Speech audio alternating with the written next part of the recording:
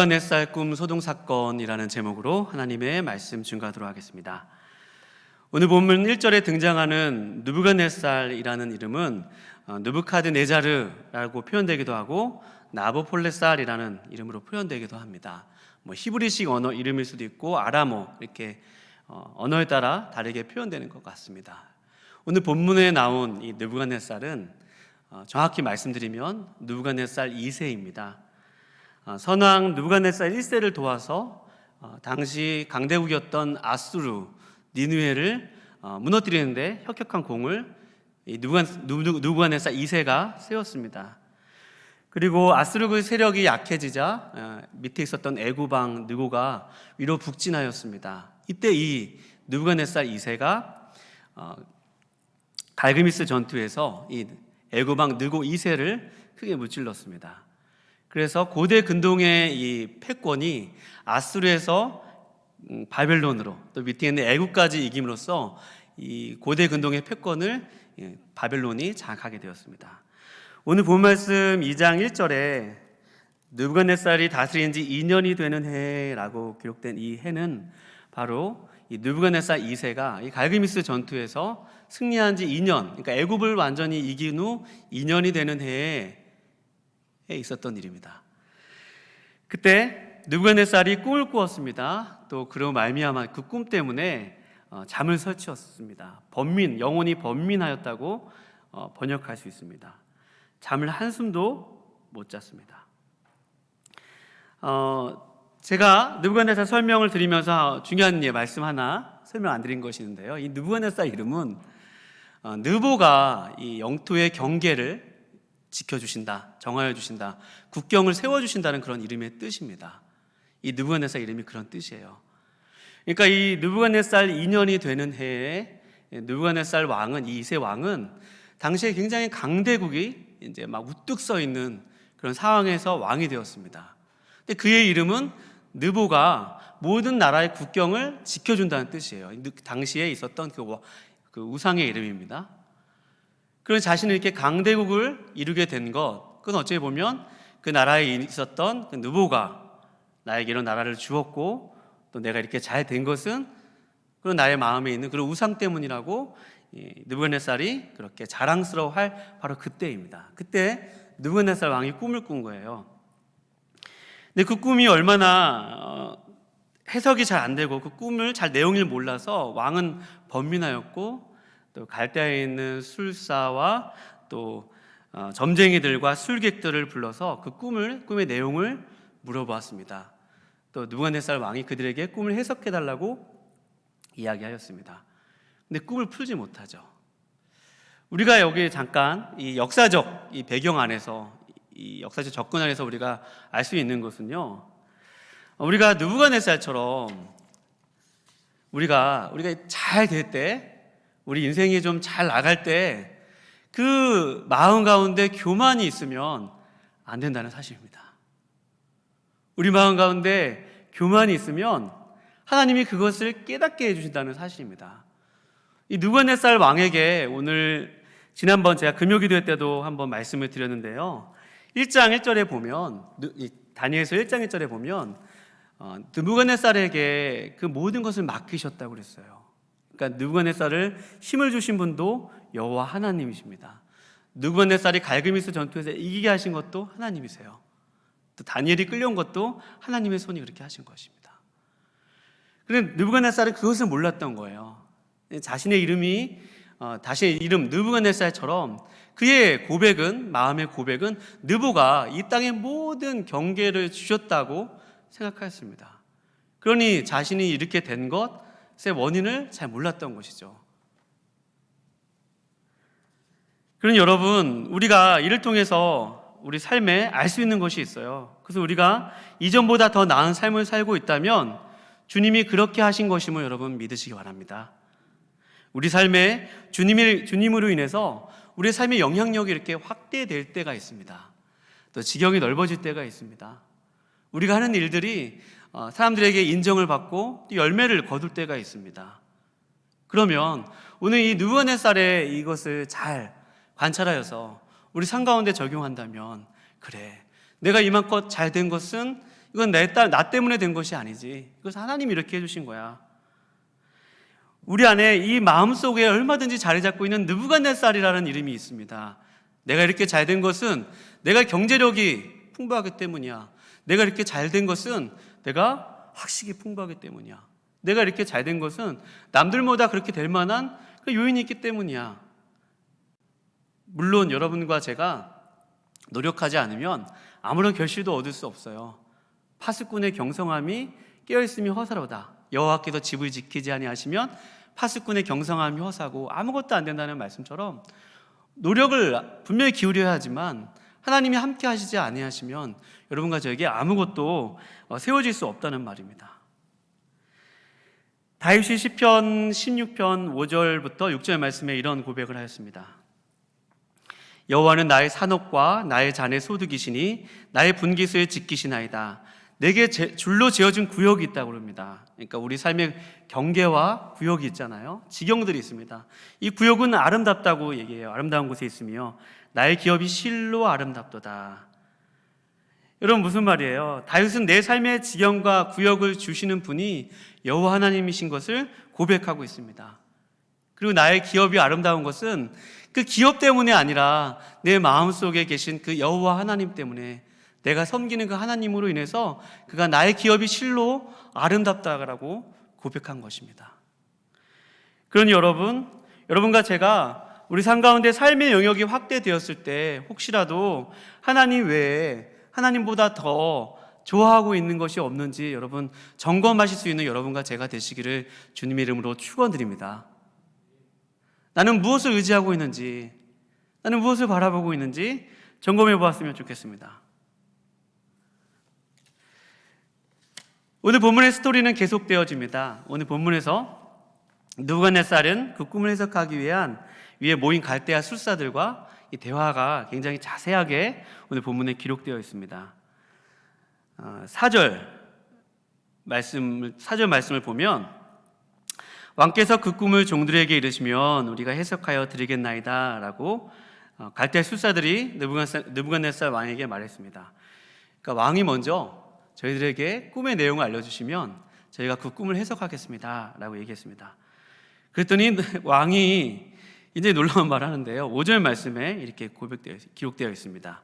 왕이 갈대아인들에게 대답하여 이르되 내가 명령을 내렸나니 너희가 만일 꿈과 그 해석을 내게 알게 하지 아니하면 너희 몸을 쪼갤 것이며 너희 집을 거름더미로 만들 것이요. 굉장히 무서운 말입니다. 너희 몸을 쪼개고 거름더미로 만든대요. 그러니까 너희가 꿈의 내용도 같이 얘기해야 된다는 것입니다. 그러니까 꿈을 내가 얘기하면 해석하는 것이 아니라 너희가 내가 무슨 꿈을 꾸었는지 말하지 않으면 또 해석하지 않으면 못하면 여기 앞에 서는데 그 일을 너희 행하지 못하면 너희 몸을 쪼개고 너희 집을 다 거름더미로 만들겠다고 하는 것입니다. 그랬더니 이 갈대아 술사들이 굉장히 억울했던 것 같아요. 그래서 오늘 보면 6절 말씀에 보면 7절에 그들이 다시 대답합니다. 그래서 원하건대 왕은 꿈을 종들에게 이르소서 그리하시면 우리가 해석하여 드리겠나이다 하니 다시 한번 기회를 달라 다시 또 재차 요청합니다. 왕이시여 할 수 없습니다. 왕이 그 꿈의 내용을 알려주세요 라고 했더니 느부갓네살 왕이 10절 말씀에 여러분과 제가 보고 있는 오늘 본문 말씀에 10절 말씀에 느부갓네살 왕에게 갈대아 술사들이 우리 같이 한번 읽어볼게요. 시작. 갈대아인들이 왕 앞에 대답하여 이르되 세상에는 왕의 그 일을 보일 자가 한 사람도 없으므로 어떤 크고 권력 있는 왕이라도 이런 것으로 박수에게나 술객에게나 갈대아인들에게 물은 자가 없었나이다. 네. 그러니까 아무리 크고 권력 있는 왕이라도 우리에게 이런 요구를 한 사람이 아무도 없었다는 말입니다. 어떻게 우리에게 꿈을 내용도 알고 그 꿈을 해석하라고 하실 수 있겠습니까? 그 여태까지 어떤 왕도 어떤 권력 있는 왕도 우리에게 이런 일을 행할 수 없습니다 라고 얘기했습니다. 그랬더니 제가 일단 쭉 말씀을 설명을 드리면 12절과 13절 말씀에 보면 왕이 이로 말미암아 진노하고 통분하여 바빌론의 모든 지혜자들을 다 죽이라고 명령합니다. 여봐라, 저기는 다 지혜자들을 다 쓸어버려라 라고 하면서 다 죽인 거예요. 그래서 13절 말씀에 왕의 명령이 내림에 지혜자들은 다 죽게 되었다고 얘기합니다. 여러분, 저는 이 부분 말씀을 묵상하면서 그러니까 이 갈대아 술사들이 얼마나 왕의 그런 요구들이 얼마나 부당합니까? 라고 얘기했지만 왕은 그 말을 듣지 않았습니다. 그리고 오히려 그들의 목숨을 죽이라고 명령하였어요. 저는 이 부분을 통해서 권력에 대해서 한번 묵상에 이끌 수 있었어요.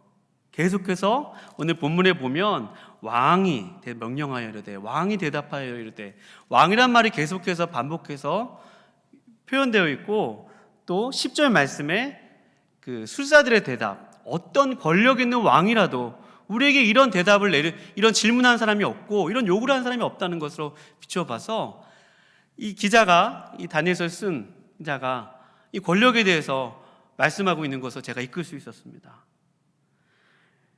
느부갓네살은 자신의 절대 권력을 이용해서 갈대아 술사들에게 무리한 요구를 한 것이죠. 꿈의 해석뿐만 아니라 꿈까지 말해달라고 말했습니다. 여기서 우리가 알 수 있는 것은요, 이처럼 권력은 늘 타인에게 무리한 요구를 한다는 것이에요.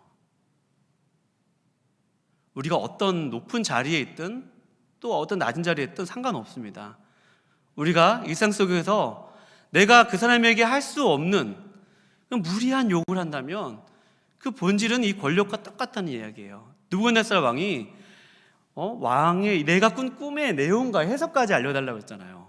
그뿐만 아니라 너희가 말하지 않으면 거름더미가 되고 너희 몸을 쪼갠다고 이렇게 얘기하고 있지 않습니까?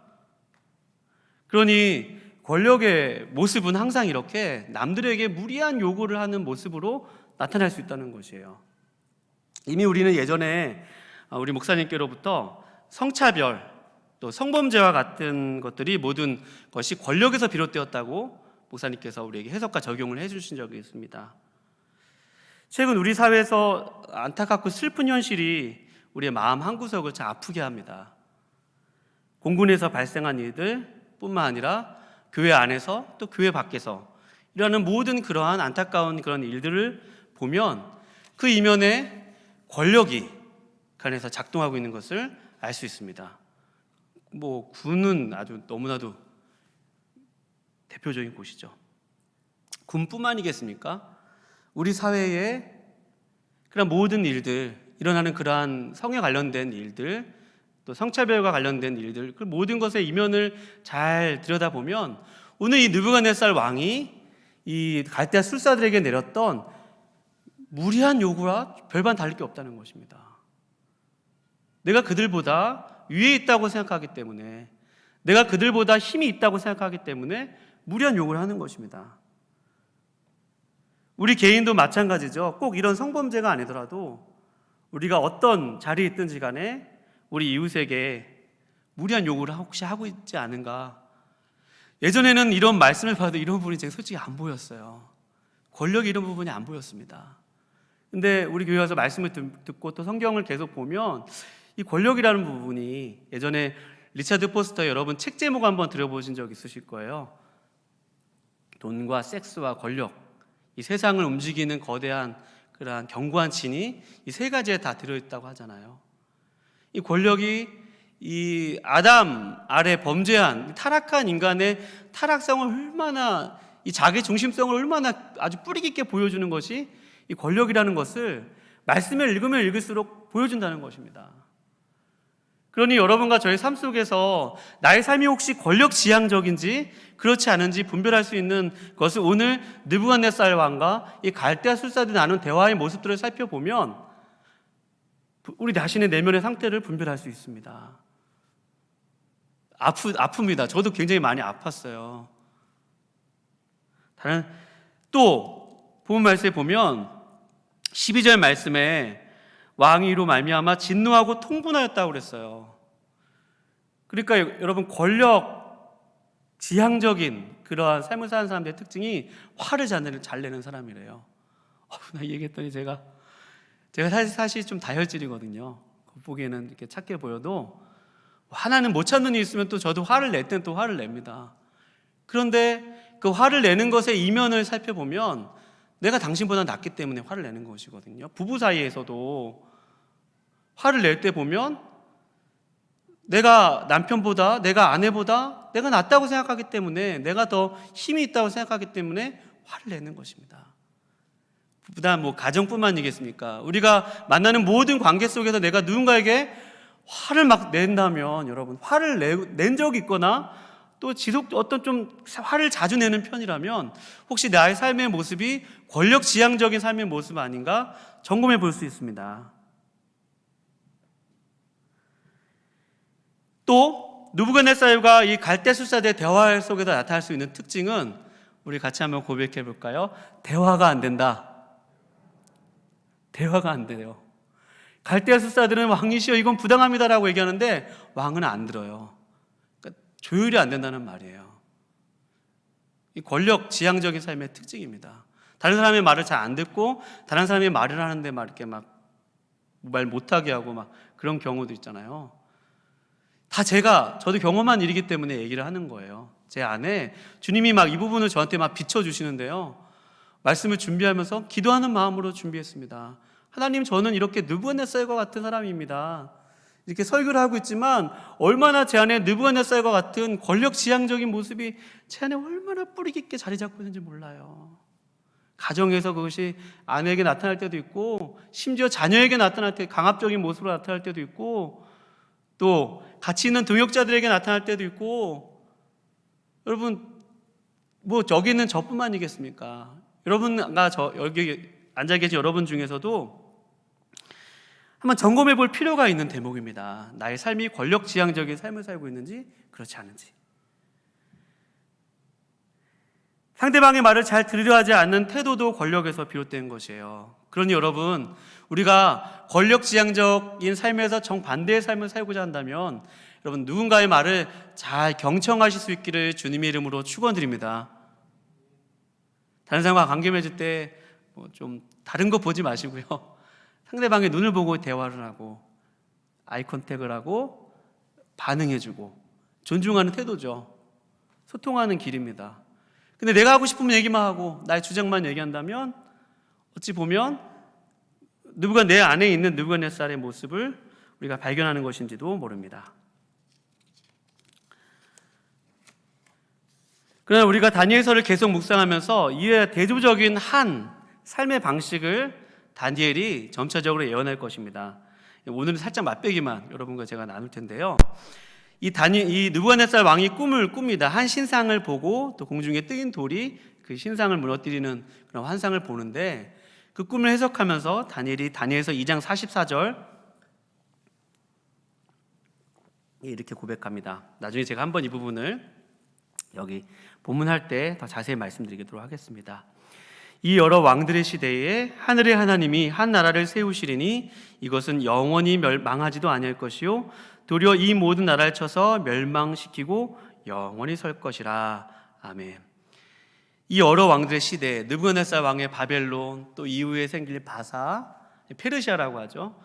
또 헬라, 또 로마, 지금의 중국, 미국, 이런 강대한 나라들보다 더 위대한 나라가 있는데 그 나라는 하나님의 나라라는 것입니다.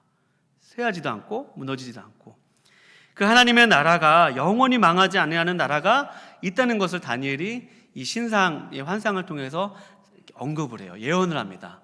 그러니까 당장 그 다니엘과 이 느부갓네살의 삶 가운데 임한 그 하나님의 나라도 포함되지만, 그러나 장차 도래할 그 하나님의 나라, 이 신약과 연결지은다면 우리가 요즘에 너무 많이 은혜 받고 있는 마가복음 통해서 마침내 드러난 예수님을 통해서 드러난 하나님의 나라를 다니엘이 예언하고 소개한 것입니다.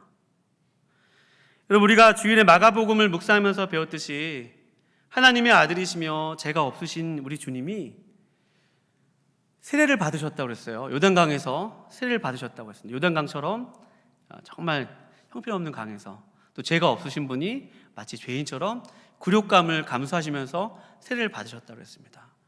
저기 높은 보좌에 계신 분이 저기 낮은 땅까지 인간의 몸을 입고 오셔서 더 낮아지셔서, 좀 더 낮아지셔서 우리가 현재까지는 세례를 받으시는 부분까지 우리가 배웠습니다. 그것은 목사님께서 이렇게 말씀하셨죠. 하나님은 그분이 왕이 되시는데 그 통치 방식을 이렇게 겸손한 모습으로 섬기는 방식으로 그분이 그렇게 오셨다는 것입니다. 그리고 다니엘이 바라볼 그 하나님의 나라, 우리가 그 하나님의 나라는 성경 전체를 통해서 우리가 해석한다면 그것을 이렇게 권력지향적이고 또 힘과 파워와 이런 것으로 다스리는 나라가 아니라 그것은 예수님처럼 낮아지고 섬기고 그렇게 희생하는 그것으로 그 권력을 행사하는 나라임을 여러분 믿으시기 바랍니다. 그 나라가 장차 도래한다는 거예요. 그런데 여러분, 우리가 하나님의 자녀인 여러분과 제가 지향해야 할 삶의 모습은 권력 지향적인 그런 삶의 모습이 아니라 여러분 예수님처럼 낮아지고 섬김의 그러한 영향력을 행사하는 여러분과 제가 되실 수 있기를 주님의 이름으로 축원드립니다.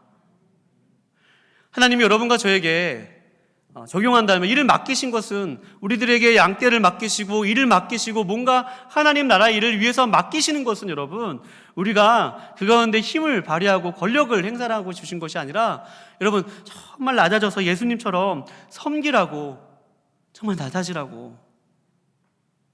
낮아지라고 우리에게 그 일을 맡기셨으면 여러분 확인하시기 바랍니다. 여러분과 제가 그 하나님 나라의 통치 방식으로 통치의 원리를 가지고 여러분 이 땅 가운데 살아간다면 여러분과 저의 삶을 통해서 하나님의 나라가 확장되어져 가고 하나님의 그 영향력이 우리를 통해서 드러날 줄로 믿습니다. 우리가 다스리게 될 줄로 믿습니다. 물론 누구든지 높아지고자 하는 자는 낮아질 것이요 누구든지 섬기려고 하는 자는 높아지리라고 말씀하여 주셨잖아요. 우리가 권력을 취할수록 사람들은 점점 우리와 멀어집니다.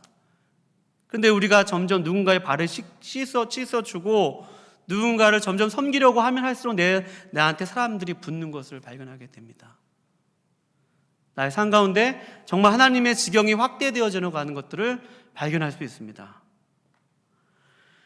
그러니 여러분과 제가 우리에게 주신 것들을 주님의 나라를 위해서 헌신하고 희생하고 섬기는 그런 삶을 또 그런 신앙을 그런 믿음의 삶을 살아가시기를 거룩하신 주님의 이름으로 축원드립니다. 느부갓네살의 이 절대 권력 앞에 오늘 스토리는 계속됩니다. 갈대아 술사들은 다음과 같이 의미심장한 고백을 합니다. 우리 다 같이 11절 말씀을 읽어보도록 하겠습니다. 11절 말씀입니다. 시작. 왕께서 물으신 것은 어려운 일이라 육체와 함께 살지 않은 신들 외에는 왕 앞에 그것을 보일 자가 없나이다 한지라. 아멘. 그렇습니다. 여러분, 느부갓네살을 세우신 분도 하나님이시죠. 또 거대한 제국을 맡기신 분도 여호와 하나님이십니다. 그분께로부터 주권과 영광이 나왔습니다.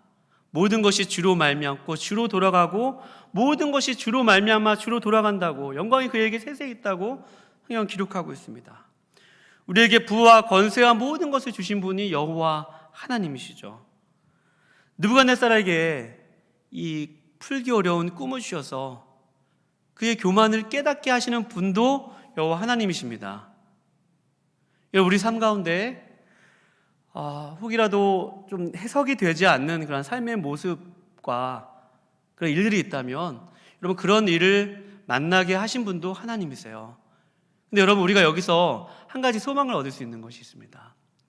여러분 하나님께서 모든 것을 다 아신다면 여러분과 제가 당장 내 일이 어떻게 되지는 알 수는 없으나 그러나 그것이 하나님의 손에 있으면 여러분 모든 것을 합력하여서 선을 이루실 분도 하나님이시면 여러분 믿으시기 바랍니다.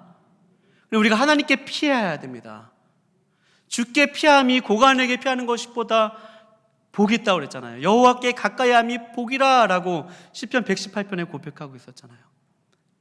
여러분과 제가 하나님께 피해야 돼요. 우리 삶 가운데 이해가 되지 않고 또 잘 알지 못하는 그런 일을 만났을 때 오늘 이 일을 능히 해석하실 이가 오직 하나님이심을 믿고 나의 삶이 하나님께 있다면 지금 삶이 좀 잘 모르겠어도 근심하고 당황하고 또 잠을 이루지 못할 그럴 일이라도 여러분과 제가 그런 가운데 하나님을 바라보고 하나님을 지속적으로 신뢰한다면 하나님께서 우리의 삶을 선하게 인도하실 줄로 믿습니다. 우리가 머리털에 한 터럭도 희고 검게 할 수 없고 공중에 나는 새가 떨어지는 것, 한 아사리온에 팔리는 것, 그 모든 것이 여호와의 주권에 있다고 하였습니다. 느부갓네살이 왕이 된 것, 그가 꿈을 꾼 것. 다니엘서는 계속해서 이 하나님의, 저는 별명을 붙이고 싶어요. 하나님의 주권의 교향곡입니다. 반복되는 울려 퍼지는 소리가 있어요. 그래서 하나님의 주권이거든요. 그러니까 우리 삶 속에서 나의 삶의 모든 것을 선하게 바꿔주실 그 하나님의 주권을 의지하여서 여러분과 제가 오늘 삶의 자리에서 지속적으로 예수님을 왕으로 모시고 사랑한다면 권력 지향적인 삶이 아니라 예수님처럼 낮아지는 삶을 살고 또 하나님이 나의 삶을 이끄실 것을 믿으며 그 분을 지속적으로 신뢰하는 삶을 살아간다면 하나님께서 여러분과 저의 일을 해석하게 하여 주시고 알게 하여 줄 줄로 믿습니다. 지금은 잘 몰라도 되돌아보니까 그때 내가 그래서 그때 그런 일을 만났었구나. 그때 내가 그 일을 잘 해서 그때는 해석이 되지 않았는데 제가 이만큼 그 일을 겪고 이만큼 때가 지나다 보니까 그때 그래서 내가 하나님 나에게 그런 일을 허락하셨구나. 더 좋은 훌륭한 계획이었었구나. 그 하나님의 선하심을 경험하고 또 당장 여러분과 제가 좀 힘든 시간을 걸을지라도 그 하나님을 바라보며 그 하나님으로만 위로를 삼으며 살아가실 수 있기를 거룩하신 주님의 이름으로 축원드립니다. 기도하시겠습니다. 주님, 저희들이 살면서 교만하여지지 않도록 도와주시고 나의 삶을 여기까지 인도하신 그 하나님의 은혜 하나 잊지 않게 도와주시오며 그 은혜를 생각할 때 다른 사람을 향하여서 예수님의 마음을 가지고 섬기며 살아갈 수 있도록 도와주시옵소서. 주님, 나의 삶을 이끄시고 책임져 주실 이가 하나님의 손이심을 믿고 오늘 하루도 어떠한 결정을 내리든지 간에 주님 나와 함께 하심을 믿고 오늘도 담대하게 하나님 믿음의 삶을 살아갈 수 있도록 도와주시옵소서. 감사드리오며 거룩하신 예수님의 이름으로 기도합나이다. 아멘.